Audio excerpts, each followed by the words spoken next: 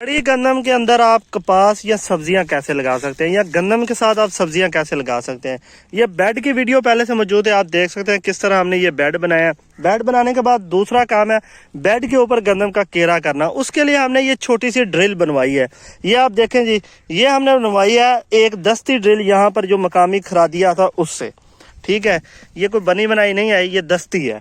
और इसका मकसद ये है कि इस बेड के ऊपर तरतीब के साथ हमारा बीज का केरा हो जाए। दूसरी जो आम ड्रिल होती है वो एक कुड़ वाली, उससे क्या है ये सारा बेड खराब हो जाता है। ये यहाँ पे हो चुका है, ये देखिए ये बेड इससे खराब नहीं होते, बेड बिल्कुल ठीक रहते हैं। एक बंदे को मजबूरन इसके ऊपर चलना पड़ता है, बाकी दो बंदे इसको खींचने वाले हैं। इसके अंदर एक ऐसा प्लांटर भी आता है जो गंदम वाला प्लांटर है, वो तकरीबन 2 लाख रुपए का है। पहले हम ये सारा काम मैनुअल इसलिए कर रहे हैं ताकि इससे पता चले कि क्या वाकया ही पैदावार हमारी जो आम रवायती हम काश्त करते हैं उससे ज़्यादा आती है और कपास कितनी कामयाब होती है। पिछले साल हमने गंदम और कपास का जो तजर्बा किया था वो हमारा अच्छा रहा था, कामयाब रहा था, इसलिए अब हम इसको बढ़ा रहे हैं।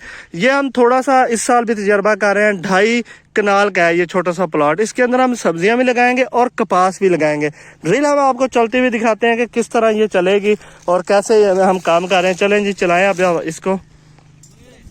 ये देखें जी, ये मैनुअल तरीका है सारा, थोड़ा मुश्किल भी है, लेकिन ये जो छोटे फार्मर हैं उनके लिए ये कारगर साबित हो सकता है, क्योंकि वो सब्जी भी उगा सकते हैं और काटन भी टाइम से लगा सकते हैं। इस मेथड को आपने फॉलो करना है। इंशाल्लाह अगले आने वाले दिनों में इसकी प्रॉपर मैं वीडियोस डालूंगा जब इसकी जर्मिनेशन हो जाएगी और बाकी सारे काम हो जाएंगे।